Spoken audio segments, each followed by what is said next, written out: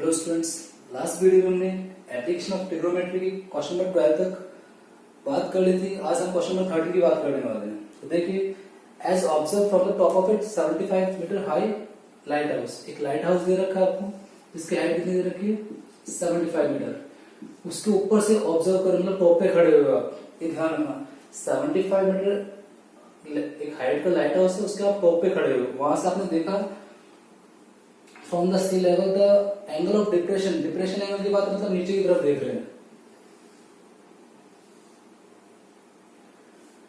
Of two ships are 30 and 45। दो ships से आगे पीछे, और देखो आगे दे रखा है if one ship is exactly behind the other. दोनों एक ही साइड में, ये ध्यान रखना, एक ही पीछे। तो एक से तो एंगल 45 बन रहा है, एक से 30। मैंने प्रीवियस वीडियो में आपको बताया था, जो एंगल दूर होता है वो छोटा होता है, जो पास वाला एंगल होता है वो बड़ा होता है। तो दूर वाला तो 30 हो जाएगा और पास वाला 45 हो जाएगा, ठीक है। लेकिन ध्यान रखना, angle of depression word use किया है, इसलिए आपको फिगर में इसको ऊपर भी शो करना पड़ेगा। मैंने हॉरिजॉन्टल प्लेन ड्रॉ कर दिया, ये तो 30 का हो गया यहाँ तक, क्योंकि जेड शेप का अल्टरनेट एंगल बनेगा। ये 30 तो ये भी 30 हो जाएगा, और ये पूरा कितना हो गया 45 डिग्री, ठीक है। आपसे पूछा गया क्वेश्चन में, what is the distance between two ships. इन दोनों शिप्स के बीच की डिस्टेंस क्या है। एक शिप यहाँ पर ए पॉइंट पर है और एक बी पॉइंट पर है, और आपको बताना है ए और बी शिप के बीच की डिस्टेंस क्या है। तो हम स्टार्ट करते हैं। Height of lighthouse given आपको, इधर रखिए आपको 75 metre. Angle EDA equal to DAB, दोनों ही 30 क्यों लाएंगे, अल्टरनेट इंटीरियर एंगल है। EDA ये वाला 30 है, तो ये भी वाला 30 हो जाएगा अल्टरनेट एंगल से। ऐसे बात करें EDB और DBC, ये भी कितने के देंगे 45, ये भी किससे अल्टरनेट इंटीरियर एंगल से, ठीक है। अब आपको दो ट्रायंगल दिख गए, एक तो DCB है और एक DCA। दोनों में tan अप्लाई करेंगे और वैल्यू फाइंड आउट करेंगे। इस वैल्यू को मैं मान लेता हूँ x, और ये क्या है y, और हमें निकालना दोनों शिप्स के बीच की डिस्टेंस, मतलब y की वैल्यू आपको फाइंड आउट करनी है। स्टार्ट करते हैं। इन ट्राइंगल पहले मैं ले रहा हूँ DCB ले रहा हूँ। इसमें क्या अप्लाई कर रहा हूँ, tan थीटा। CD के पूर्व में क्या आएगा BC। थीटा कितना दे रखा है 45 डिग्री, ये 75 है, और नीचे क्या मान रखा है x। tan 45 की वैल्यू 1 होती है, तो 75/x। इससे x की वैल्यू कितनी आ जाएगी आपके पास 75 मीटर। ये x की वैल्यू आ गई है। अब बात करते हैं कौन सा ट्रायंगल लेने वाले हैं। इन ट्रायंगल DCA लेने वाले हैं, बड़ा वाला। तो इसमें भी tan अप्लाई करते हैं। tan थीटा, DC परपेंडिकुलर हो जाएगा, और बेस क्या है AC। थीटा कितना दे रखा है 30 डिग्री। तो DC तो आपके पास है 75, और AC कंप्लीट कितना हुआ x प्लस वाई, पूरा आ जाएगा x प्लस वाई। यहाँ पर tan 30 की वैल्यू पुट की 1/√3, तो 75/x प्लस वाई। आप क्रॉस मल्टीप्लाई कर लीजिए यहाँ पर, तो x प्लस वाई कितना हो जाएगा 75√3। तो यहाँ से x की वैल्यू पुट करेंगे, x की वैल्यू ऑलरेडी निकाल ली है 75, तो 75 प्लस वाई इक्वल टू 75√3। तो y कितना हो जाएगा 75√3 में से हम माइनस कर देते हैं 75, तो आपके पास y की वैल्यू कितनी आ जाएगी 75 कॉमन लेंगे तो √3 minus 1। So that is the distance between two ships. दोनों शिप्स के बीच की डिस्टेंस कितनी y थी, और y निकाले हमने 75√3 माइनस 1 मीटर। आप चाहो तो यहाँ पर √3 वैल्यू पुट करके क्वेश्चन को आगे भी सिंप्लीफाई कर सकते हो। तो ये था आपके क्वेश्चन का आंसर, ठीक है। उम्मीद है समझ में आ गया होगा, क्योंकि दोनों शिप्स के बीच की डिस्टेंस तो दोनों शिप सेम साइड में है, इसलिए एक ही तरफ लिए। अगर वो कोई आइदर साइड है, तो एक शिप इस साइड आएगी राइट हाउस से, और एक शिप उस साइड हो जाएगी। वैसे क्वेश्चन हम आगे प्रैक्टिस करेंगे। अभी फिलहाल नोट कर लीजिए, फिर नेक्स्ट क्वेश्चन देखते हैं। चलो क्वेश्चन नंबर 14 की बात कर लेते हैं। अच्छा क्वेश्चन है 14 वाला क्वेश्चन भी, फटाफट देख लेते हैं इसको भी।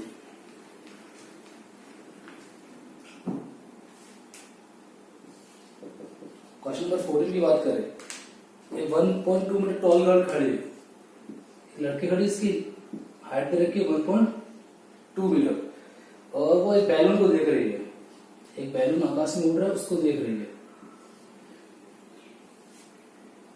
जो हॉरिजॉन्टल बैलून हॉरिजॉन्टल लाइन में फ्लाई कर रहा है, मतलब जो उड़ रहा है वो ऐसे हॉरिजॉन्टल लाइन में उड़ रहा है।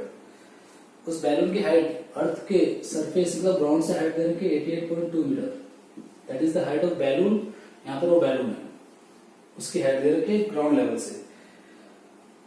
और एंगल कितना बन रहा है, अब लड़की की आंख से एंगल बन रहा है तो आप हॉरिजॉन्टल प्लेन ड्रॉ करना पड़ेगा। तो लड़की की आंख से 60 डिग्री का एंगल बन रहा है। पहले हमने क्वेश्चन किया था कि नीचे वाली हाइट काउंट नहीं होगी, 1.2 मीटर अब इसमें काउंट नहीं होगा, ध्यान रखना। कुछ टाइम बाद बैलून उड़ के यहाँ तक पहुंच गया है। लड़की अब यदि उस बैलून को देखती है, वहीं से लड़की वहीं पे खड़ी है, वहां से उस बैलून को देख रही है, और अब एंगल कितना बन रहा है उसकी आंखों से, अब उसकी आंखों से एंगल बन रहा है 30 डिग्री। ओके, अब बैलून वहां तक पहुंच गया, अब उसकी आंखों से एंगल कितना बन रहा है, 30 डिग्री बन रहा है।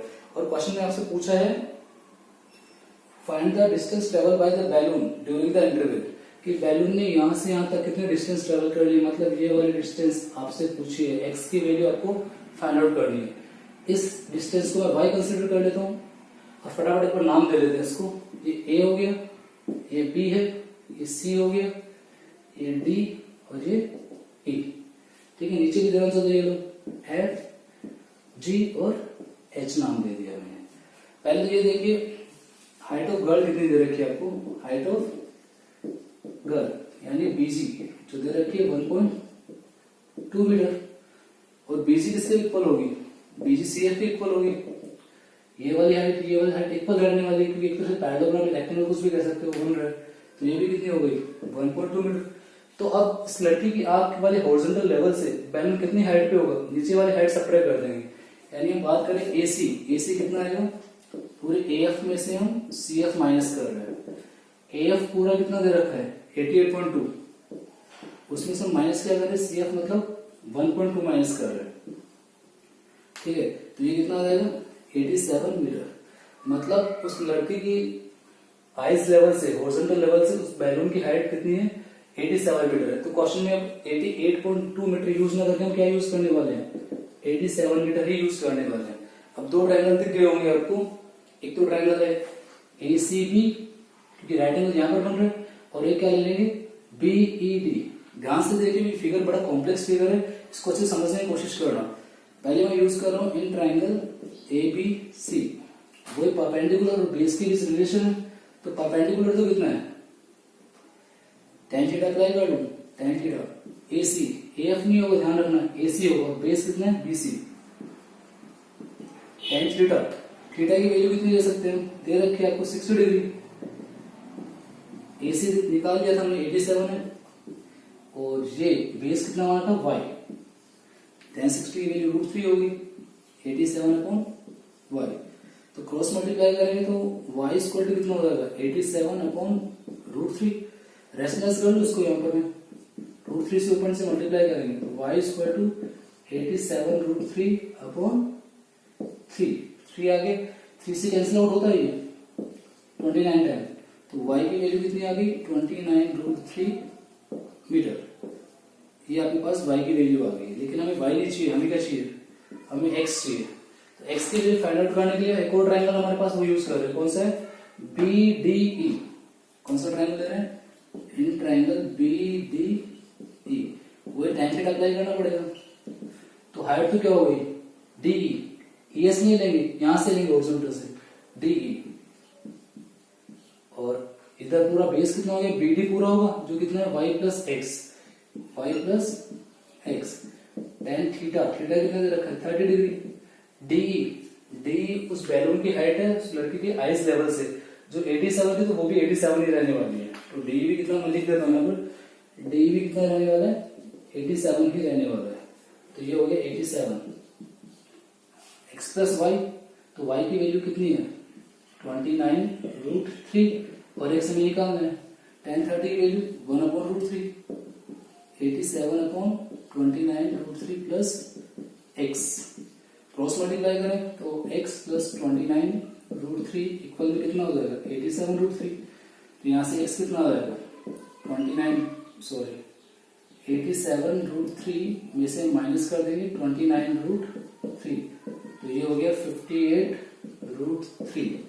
So the distance travel by the balloon, यहां से अगर कितनी डिस्टेंस ट्रेवल कर ली 58√3, ये आपका आंसर होगा। x² 58√3 is your answer. इतनी डिस्टेंस ट्रेवल की। एक बार वापस इस क्वेश्चन को समझ लीजिए। पहले लड़के ने बैलून को यहां से देखा, तब बैलून की पूरी हाइट दे रखी थी 88.2 मीटर, लेकिन लड़की की हाइट, गर्ल की हाइट ऑलरेडी दे रखी 1.2 मीटर, तो उसको सब्ट्रैक्ट कर लेंगे तो कितनी हाइट बच जाएगी 87 मीटर। उसके बाद कुछ दूर ट्रैवल करने के बाद एंगल कितना बन गया था 30, लेकिन बैलून हॉरिजॉन्टली उड़ रहा है, फ्लाई कर रहा है, ट्रैवल कर रहा है, तो इसलिए हाइट 87 है, उधर भी 87 ही रहने वाली है। ठीक है, उसके बाद दो ट्रायंगल मिलेंगे, दोनों में आपने tan अप्लाई किया और वैल्यू फाइंड आउट कर लिया। बच्चों दो क्वेश्चन हम अगली वीडियो में करेंगे, साथ में मैं कुछ क्वेश्चन भी दूंगा। तब तक आप प्रिपरेशन करते रहिए, प्रैक्टिस करते रहिए। Thank you.